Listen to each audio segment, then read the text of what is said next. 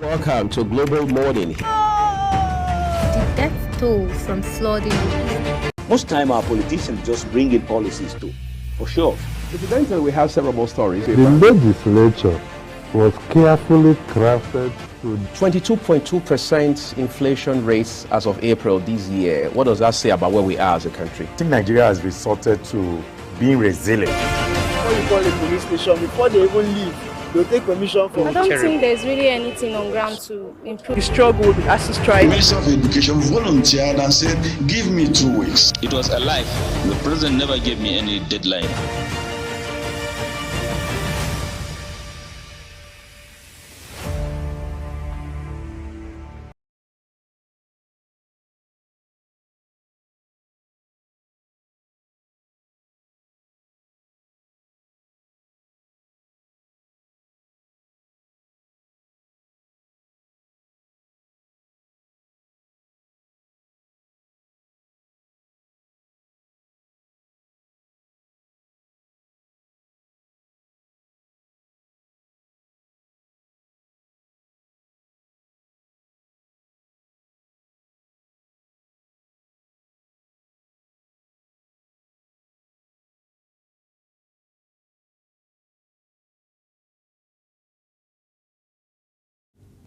That was the President Bola Ahmed Tinubu's address to the nation on the heels of the hunger and bad governance protests carried out by Nigerians.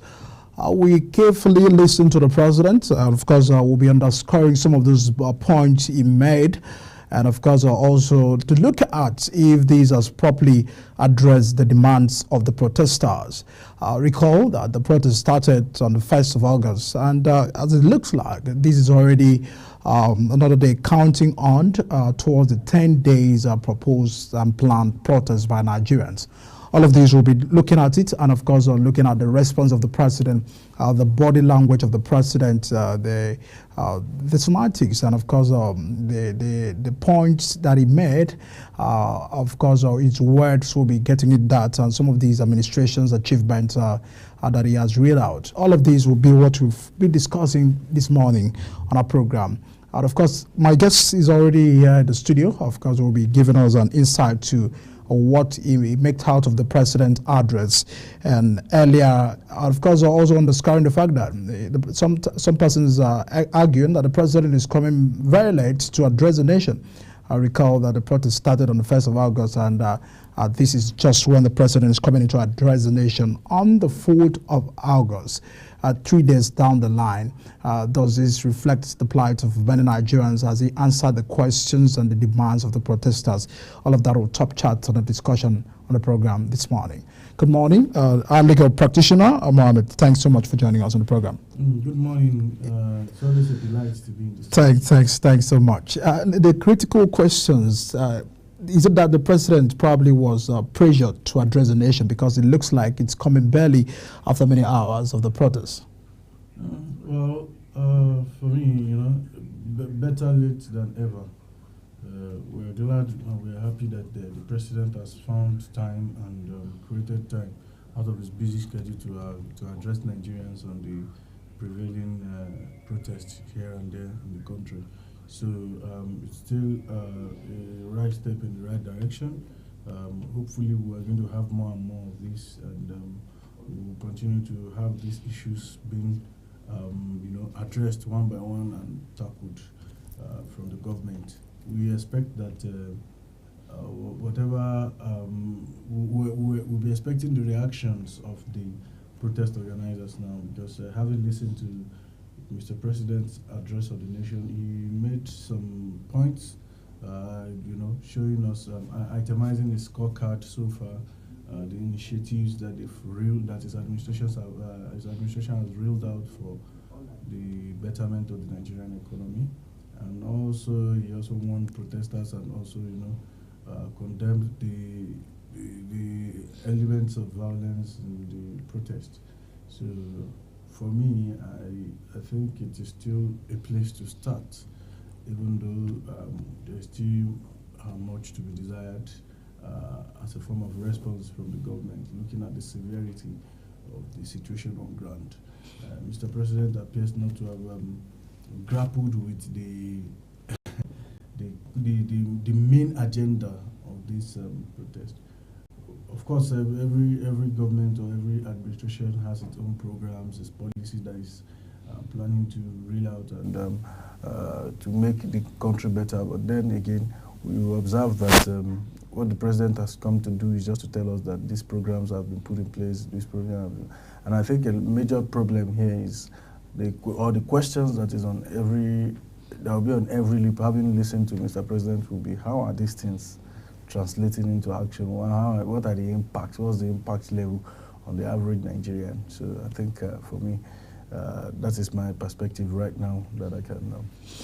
He also mentioned, dear young people, I've heard you loud and clear. Does this really looks like the president understand what the young people are going through? Because when you look at the protest, it looks like this is really pioneered by young people, young Nigerians who feel that they have to take the future into their hands in a way that many government and administrations have gone past the line, and they have not had the impact, they have felt the impact of democracy, they have not felt the impact of a good government. So for them to tackle the President Bola Tinubu's administration is what the president is saying, I've heard you loud and clear. Does that word heal the wounds of young people who are already taking this protest to another level? I want to believe so, that what Mr. President means by he has had I hear you loud and clear is that he knows these demands, and he knows that those demands need to be met as soon as possible. I would have expected that the president would say, oh, okay, on so demand, this is what we have done, this is what we promised to do. On so this is what we have done, this is what we promised to do. It will have been more placating, it will have been more, it will have reduced the tension better.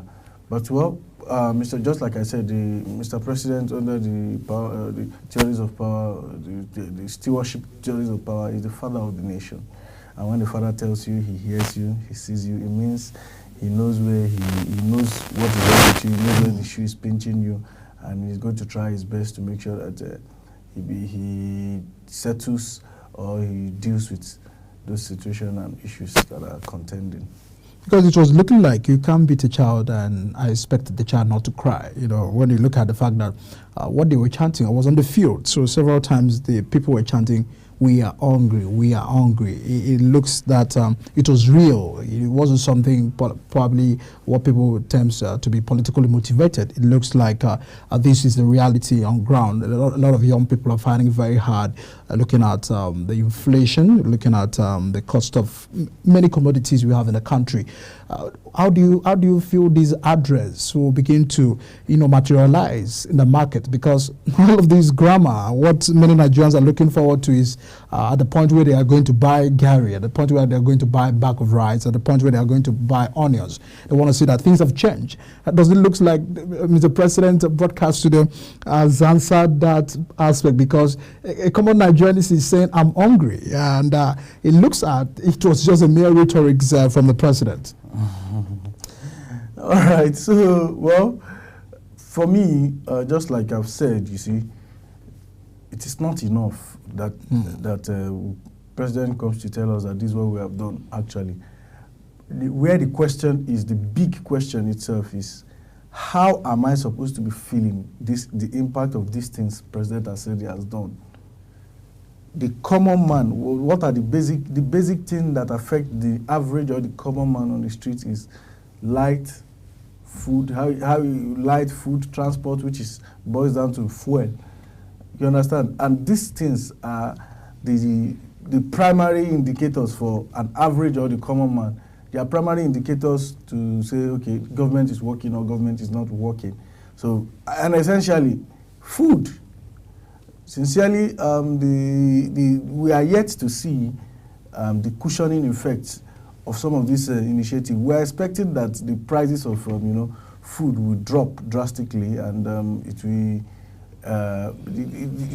food will drop. The prices will drop in the market, and people will be able to get access to food easily. But it's not happening. It's not yet happening. Perhaps, just perhaps, it might take some time for it to materialize. But the average Nigerian is waiting. The average Nigerian is hoping that very, very soon there will be something will be done to catalyze or to form of speed up the materialization of these initiatives, all these food programs, these poverty elevation programs and everything, so that as soon as it can get to the common man.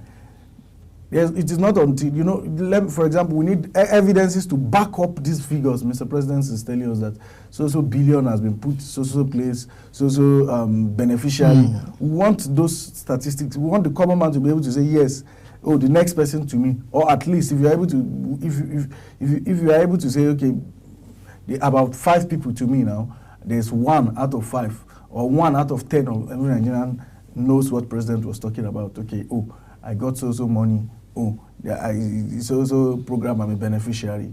Until we get to that stage, I don't really think people will believe or people will be certain that anything is being done. But just like I said, I hope that very, very soon, behind the address and the president and his cabinet, they will work assiduously as they have been doing to make sure that the average Nigerian begin to see this impact and begin to feel it and say, yes, I'm a beneficiary of this. Okay, the president is working. Oh, prices have gone down, or at least even if the prices have not gone down, okay, I've been able to benefit from something or certain program that is subsidizing the prices for me. Of course, we also listened that the president also called for dialogue. That was another issue that was raised. When you look at the fact that it seems that the protesters were not ready for dialogue. They first wanted to hit the street. Prior to the protests, they were called by government officials, appointees, for them to come to the dialogue table with the president. And then Mr. President went further to meet traditional rulers. He met religious leaders. He met several other elite bodies. And young people were feeling that the president wasn't ready to dialogue with them. The protesters felt that the president would have been there on the street on the protest to address them as well, and also have a way of inviting them over to have a proper dialogue with them. So some of these issues was highlighted. How do you think the president can go about dialoguing with these young people? What are the mechanisms you feel can be deployed? Because when you look at what is happening in Kano, when you look at what is happening in other northern states, you understand that it looks that these people took it to another level in a way of displaying their displeasure to the government. What do you feel that the president can do in terms of dialoguing with the young people away from the broadcasts we've heard from him today? Yes, just like you have said, the president has said he's always open to dialogue as always. So we expect or we hope that at some point, not only the religious leaders or not only the traditional rulers are the link or the connecting link to the grassroots. President should also identify some of these youth organizations, some of these NGOs that are openly in support or organizing these protests. Reach out to them, get representative from them. Let's have a judge, or let's talk, let's dialogue. Since the president says it's open to dialogue, let the president find certain level of certain structure, put them in place for the interests of these youths to be represented. Let's dialogue and let us know that, okay, so this is come to the table, and not only religious leader or the existing structure, like maybe our representative in governments or the House, the National Assembly, or we should look for a new structure to say, okay, so youth, for example, in Abuja now, I believe there is a way we can strata. There's a way we can distribute and have the demographics, and I believe the demographics are there for the president. Available, they are very much available to the president to know that, okay, let me address the youths of Abuja through so and so, and you know that the message will be passed, and you know that we'll get the message, we'll dialogue. And honestly, I hope that in the coming week, just as a follow-up to the presidential address, the organizers of this protest will be sat down in order for them to, The organizers is hunger. The organizer of the protest is hardship. Well, we'll bring that more discussion. We'll just have to go on a break right now, and once we return, I'll be having guests who will be joining us virtually to also advise to what the president broadcast really feels like to them. We'll also get the fact that there are arguments that the president needed to do more and better. So we'll get some of these feedbacks in the course of the discussion on the program this morning. Just stay with us. I'll be right back.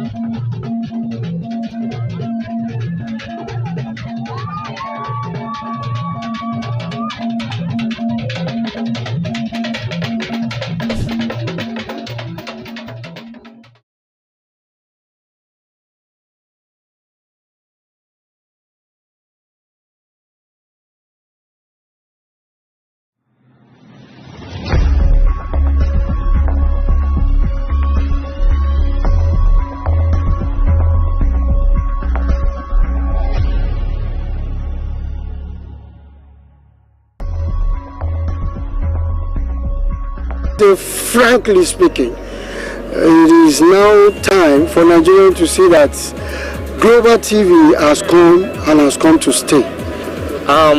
Just 1 year. This is a plus for global television. My take on Global TV presence on DSTV, first of all, I must say is a great feat. And in this new age, it takes technology to take over. I believe that Global TV coming into the arena will change the context of international broadcasting in Nigeria. But I believe that Global TV has come not just to give us anything but the truth and the valued information that we need at hand. I think Global TV presence will make a very great difference among all other channels. Their presence now on DSTV stations is going to make a very lot of difference among others. Really believe with the pedigree and the reputation Global TV has got for themselves for the last 1 year of their being in existence and being in operation, they are really going to change, have a lot of impact on the digital perspective of TV broadcasting. New height with this new feat, you are actually going to make us proud, especially within the content that you are delivering for the Nigerian people.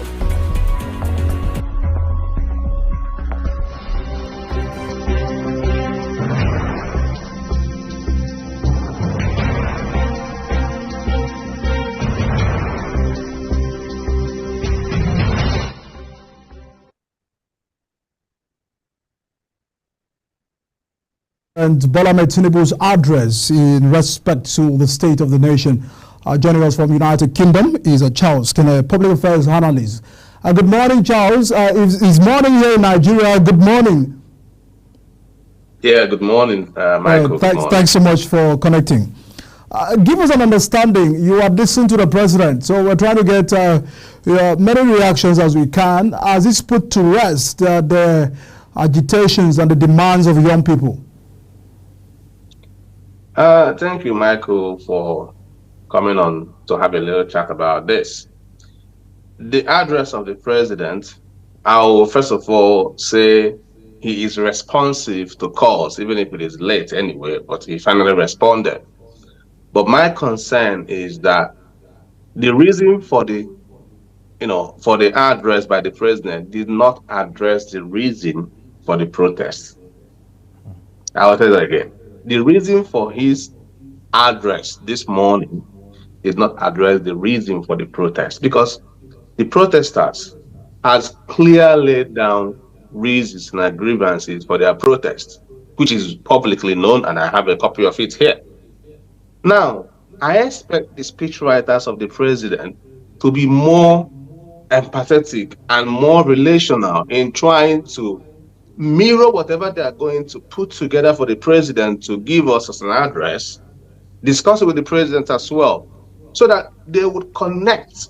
There is this connection between the presidency, that mighty place in quote, with the masses.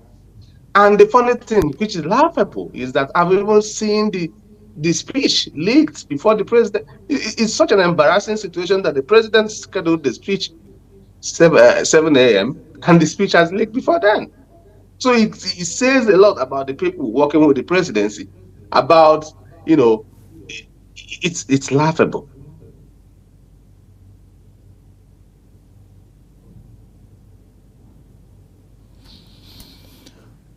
All right, Charles, if you're still with us, of course we are following your reactions. But let me now get to your take. It looks that bad governance tact against the protests in a way feels that some supporters of the president feels the bad governance in the country didn't start from this administration. It looks as if this is targeted at Bola Ahmed Tinubu's administration to some persons said that they are trying to plot the removal of the president. But in a way, how can you put this together, understanding the fact that the protesters are saying that hunger is the sponsor of the protest, hardship is the sponsor of the protest, and some of those things that they have actually outlined to be the reasons for the protest? Okay, you can still hear me right? Very well, very well. Okay, see, this is the rhetorics of those that work for the presidency, the aides, the supporters and all that. We have a president that we're no longer campaigning. We're no longer in an electioneering period. We are in the business of making a nation work. And whoever calls the final, whistle, we should hold the person accountable. Let me take you back to when they say it didn't start today. There was a time Jonathan was in government. Even almost all the people in this government, they protested. They didn't say it's about it's because of the fact that it's good luck was the president. There was a time Obasanjo was the president. Labour, including the current senator Adams Oshomole, was leading protests. So why is protest in this current dispensation say that it's targeted at the person of Bola Ahmed Tinubu, Mr. President? No, it's about who is leading. It's about the current issues we are facing. So even if there is hardship that was there before, so is that the reason for you to alienate the masses from expressing themselves if they are feeling the hardship harder in this time? Look at the minimum wage, for example. Yes, he increased it to 70%. What was it in Goodluck Jonathan and Obasanjo's era? The value, we're talking about the value there. The value then with 30,000 naira is better than the value now with 70,000 naira. So these are real hard time issues people are talking about. And gaslighting people that, it's because it's only you want to scuttle. No, nobody wants to scuttle his government. People are talking about real hard time issues to address them. A very big issues to really look at, but we are trying to focus more. I understand probably some person may not be satisfied with the broadcast, but do we give it to the president for at least bowing to the pressure of many people calling him out to address the nation? Because it looks that he's barely after 3 days.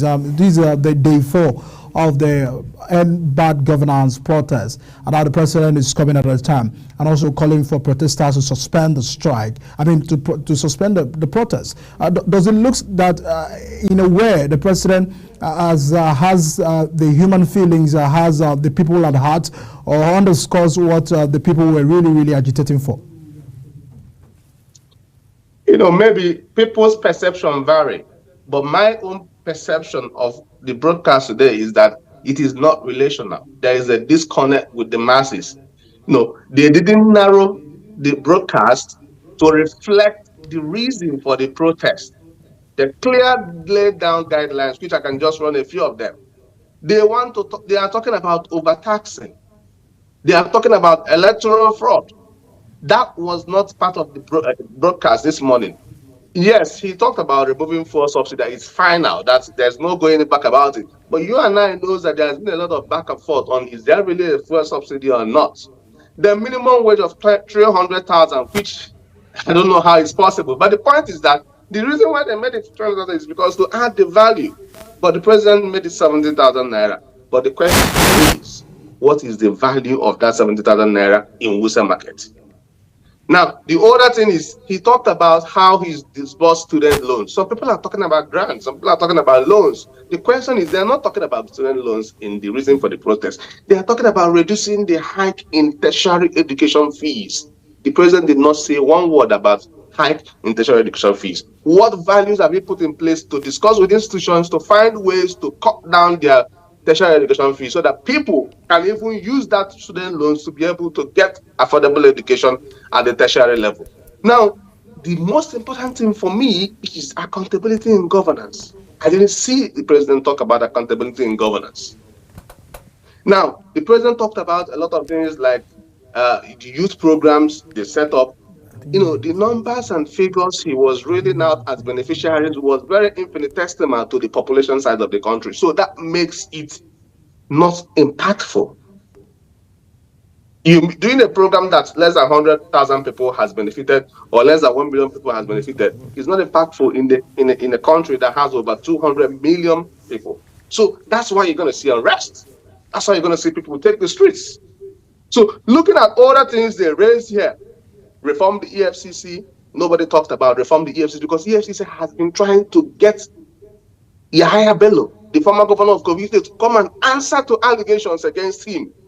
So this is part of a reformed EFCC being able to have that tooth to go after these people. But even some of the times, EFCC has said that The system is protecting him. So who is the system? He is the number one man in charge of the whole system. So why can't EFCC be given that truth to go after the people that perceive that the system is protecting? So looking at all those things, they talked about unicameral house, having one national assembly and scrapping the Senate.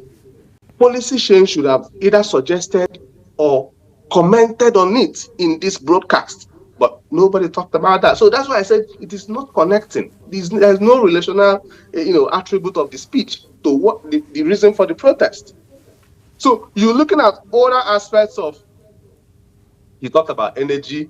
He talked about the CNG buses.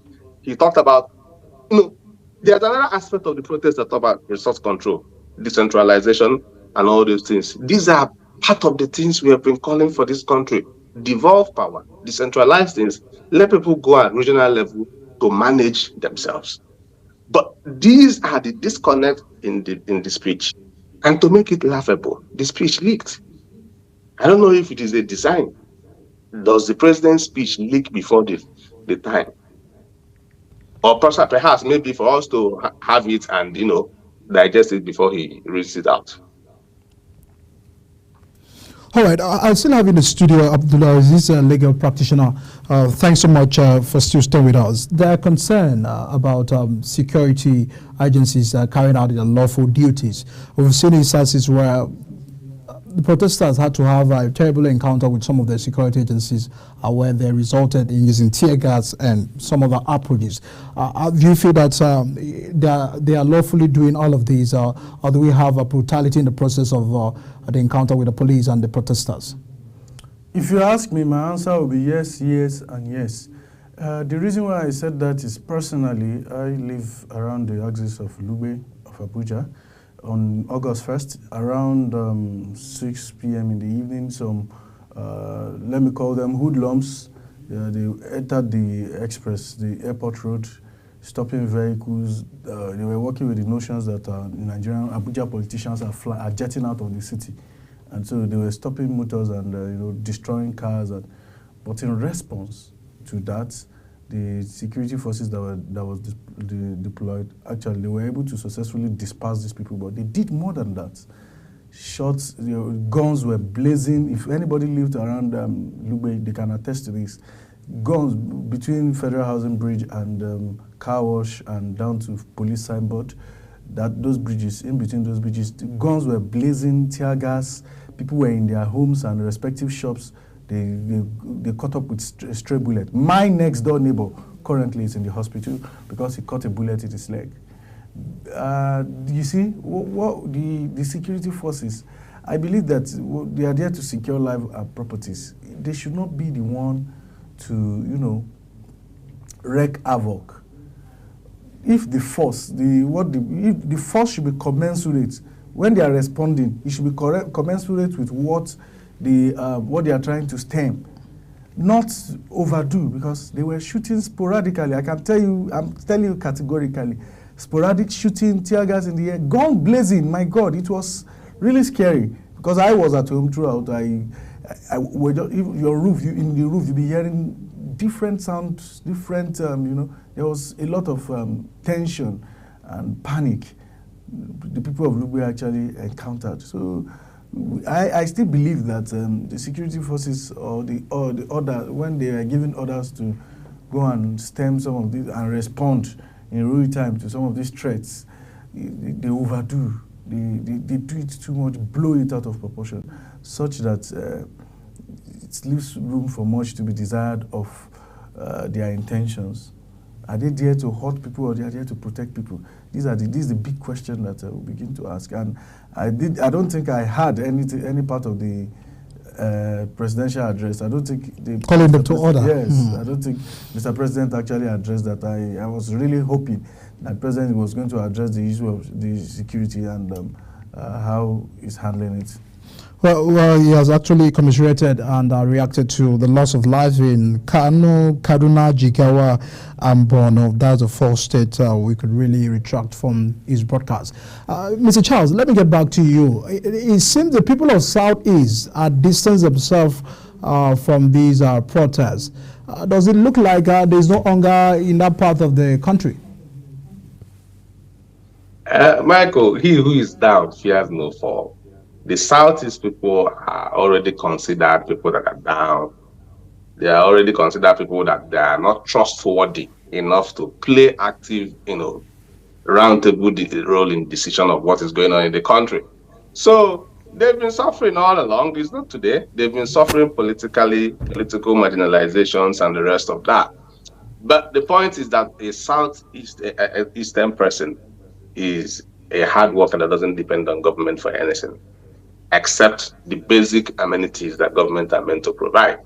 So they are the people that were given £20 to go and start life afresh, and they made a fortune out of that. So we don't want protests in Southeast because it's not going to bring any good governance. So for Southeasterners, they feel like there is nothing new. It's business as usual. For me, I interpreted it as who is down fears no fall. So continue your usual day to day and say hi to those protesting. All right. There is a call by the president for the protesters and the organizers to suspend the protests. Does this look like an intimidation, or it's a lawful way of trying to address the looting, the criminalities, the violence, the loss of lives and properties? Because Mr. President says he holds a mandate to protect lives and properties of Nigerians as a president and a commander-in-chief. What do you make out of that statement for the protesters and organizers to shun the protest? All right, so during the speech, the president says, of course, he spoke on the premise of, trying to protect life and property, and so he enjoins the protesters to suspend any further protest with immediate effect. For me, the statement is not far-fetched. Of course, it is within its rights to say that, and in the interest of national security, it's very well. But then again, you begin to have an issue with the statement, because you cannot. It is actually not right for you to say people should stop protesting when it is one of their own fundamental rights. As much as it is your own fundamental right to protect life and property, it is also their own fundamental right to also protest and express themselves. So how do we strike a balance? How we strike a balance is for the president to have, enjoined protesters to do it in a more civil way and address those areas where there have been conflict or violence.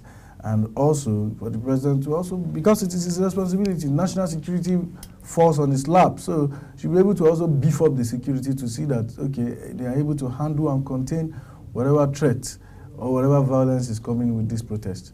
I really believe that the both parties, there's a need for effort, concerted effort on both parties.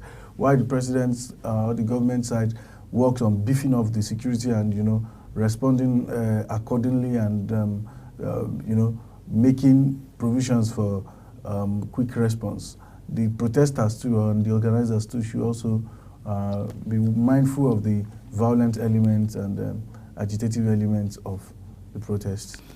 All right, Mr. Charles, the president also mentioned that over 570 billion naira has been released to the 36 states to expand the livelihood support to their citizens. Their argument that sometimes we are leaving the state out of some of this agitation. Does it look like the federal government is not out of place for people to hold the federal government responsible for the current economic situation, owing to some fact that some of the policies are made by the federal government? But if we look at the figure where the president has highlighted that he has released over 570 billion to state, this is away from the allocations. This is away just to cushion the effect of the livelihood of the people. Is it that the governors are not helping the president in a situation like this? Thank you for that question. Michael, I've always said that if I talk about the center, I talk about the sub-nation. The governors are not saints. They've been emperors manning the local government the way they want. And I commend the president, in as much as I critique the president, I also commend him on the issues of trying to give real hard-time democracy to the local government councils, which some governors, including my state, has held successive governors for many times. Now, what are we saying? This 570 billion. The question is, if you ask any governor now, they will tell you they've not received any money. That has not been disbursed yet. That is just, president has just said it. That's fine. It's not been released yet. The question is, what are the governors doing on their own capacity to address this? They're not doing much. That's why you talk about decentralized power, part of the protest arguments. So that you know that the bulk, it's not always about Abuja sharing money.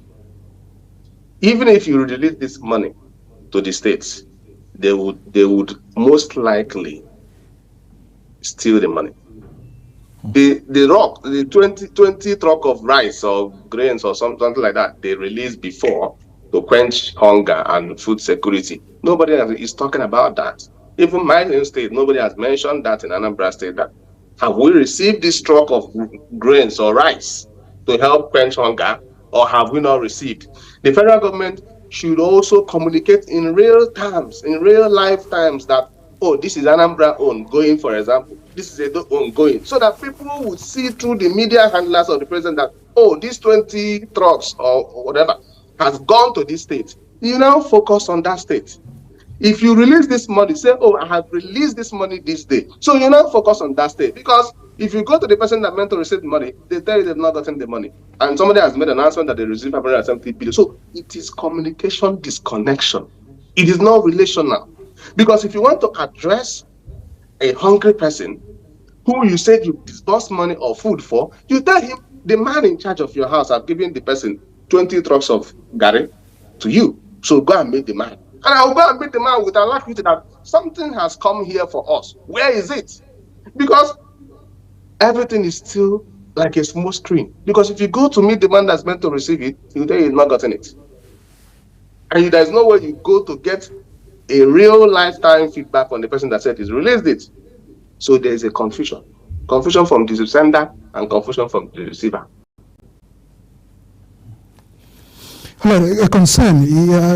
Some of the paragraph you also mentioned that his administration is working very hard to improve the economy, and that a lot of work has gone into stabilizing the economy, and is actually persuading a lot of people to believe in that. I understand you are not economists. Looking at some of the economic policies introduced by the CBN, the floating of the nairas, and some of those actions carried out by that financial institution, there have also been a concerted effort. To you, do you feel is not in any way matching to what is on ground, the reality on ground, where a normal Nigerian feels some of these probably issues and are not confronting enough to the reality on ground? Yes, you see, just like I always say, perhaps the major problem is that, the only available, I'm not an economist, the only available metric I can work with is what I can see on ground. And what I see on ground is, up to now, FX has affected so many things, whatever, especially goods and services that are imported, foreign biscuits, foreign supplies, foreign groceries. The FX has affected them, and the prices have gone seriously bad. And also, even as a common man, if I want to assess FX, it is not so easy for me.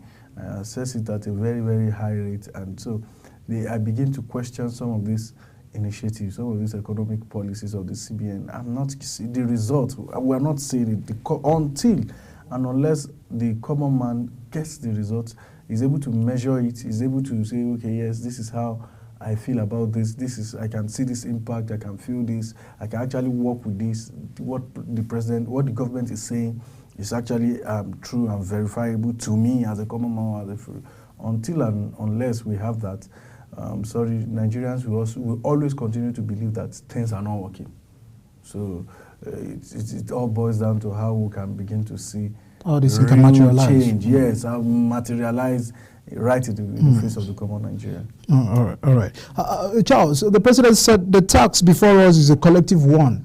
And then there's also the video where the president said, I asked for the job, do not pity me. Doesn't look like the president is trying to, invite so many hands to rescue the situation, or probably out of ideas in the way of managing the crisis on ground.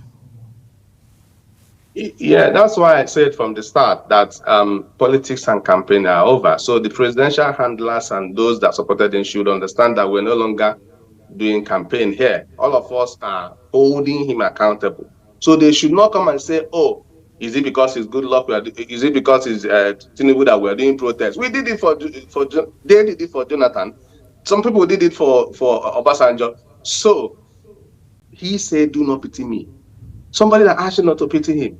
That's why I'm not pitying him. I'm holding him. Real hard time issues on facts on ground. There is hunger on ground. The people are hungry. So if they are protesting because they are hungry, you don't have to make it easy because it's President Tinubu that is the president. No. He said, don't pity me. And I understand the fact that it's a collective responsibility. And I understand the fact that the other leading opposition figures, Atiku Abubakar and Peter Obi, I want to encourage them that if you critique, give the president alternative solution, alternative policy framework they should look at. Sometimes they can come down from their high horse to look at your alternative solution within the concept of your critique to be able to implement that.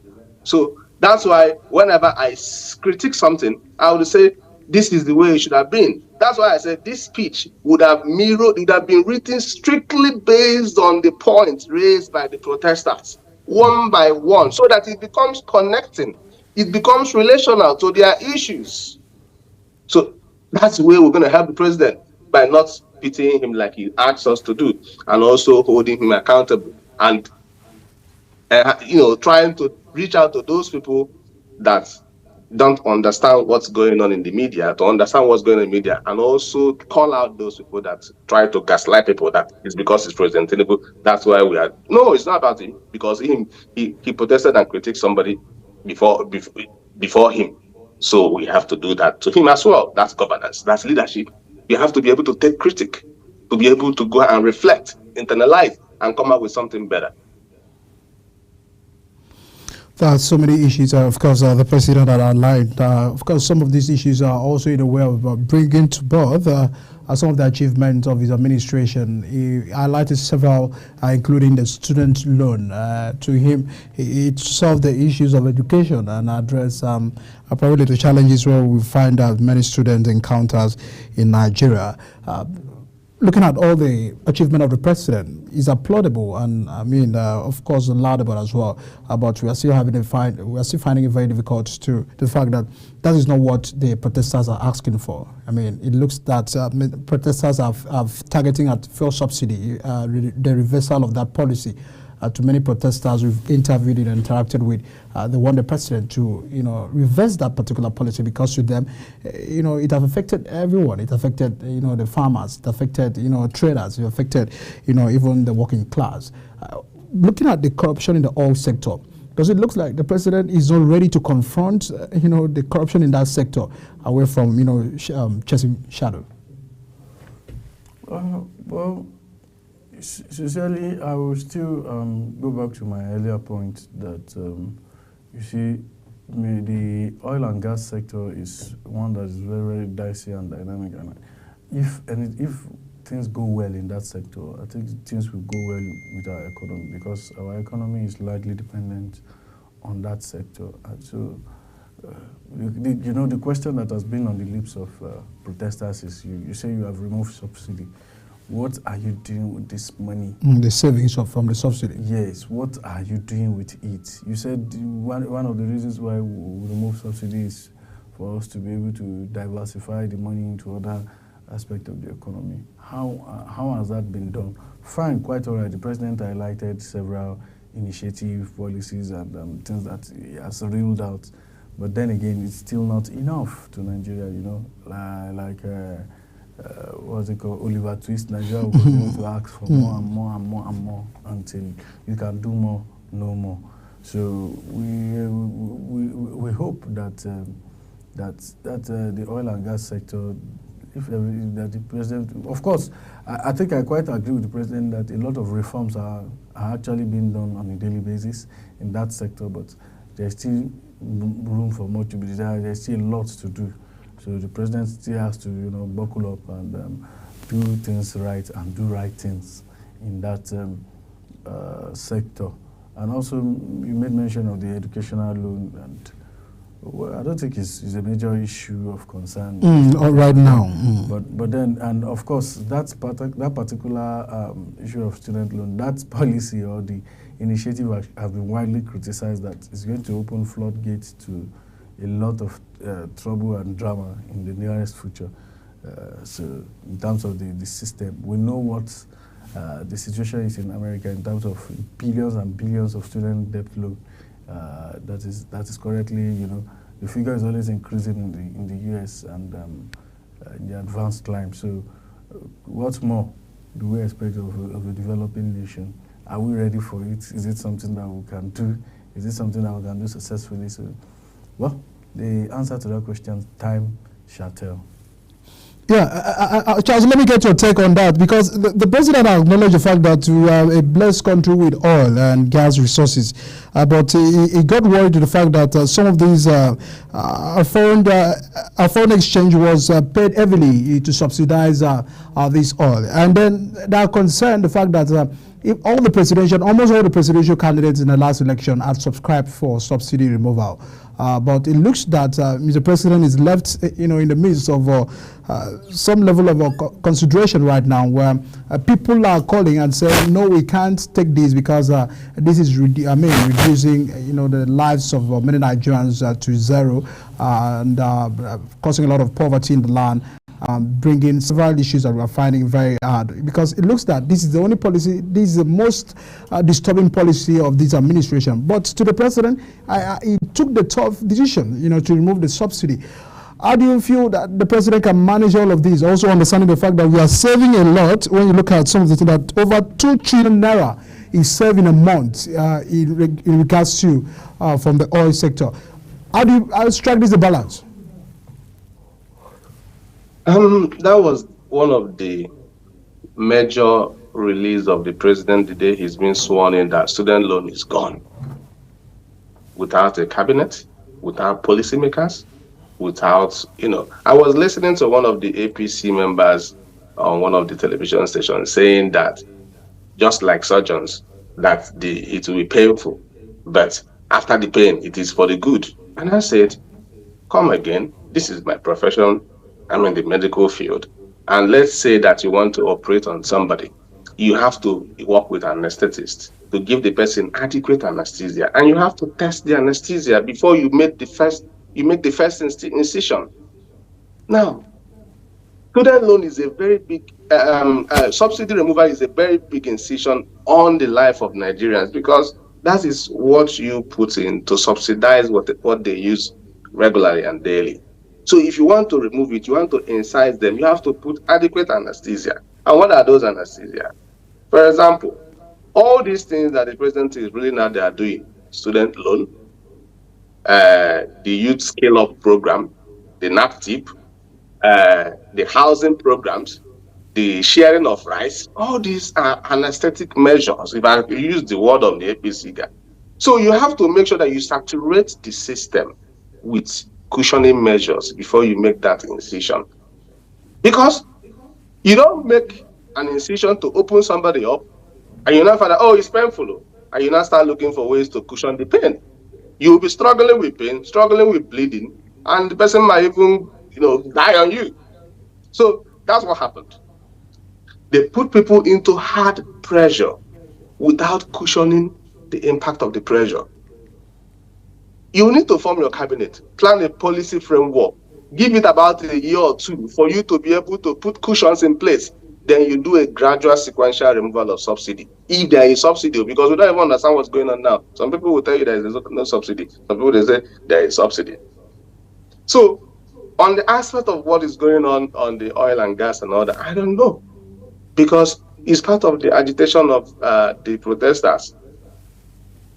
So the question is, subsidy removal, if the money is meant to be transfused somewhere else so that it will help to reject the economy, be more impactful on the lives of people, when is the right time to remove it?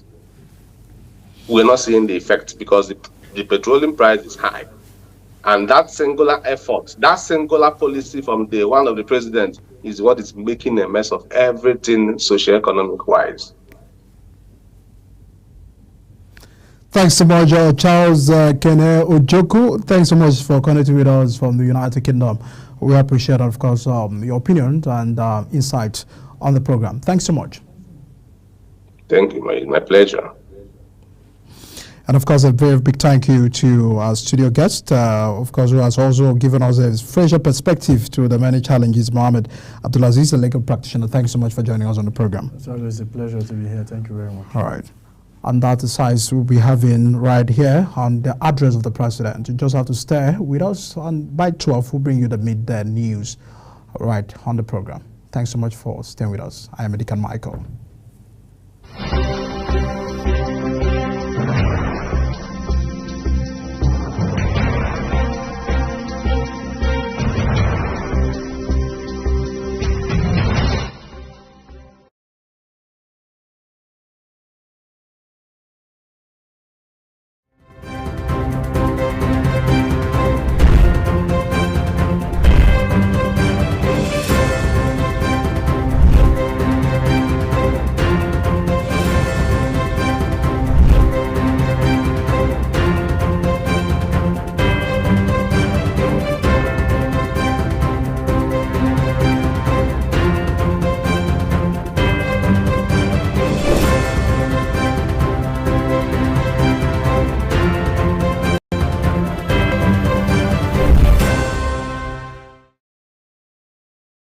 Is the desk on Global Television.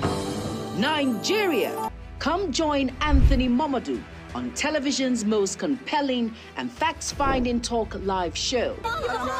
We are the Palestinians. We are the Canaan because that this country gets it right. Who are these bandits? It's the Desk on Global Television, where we analyze and dissect storming issues and commentaries in the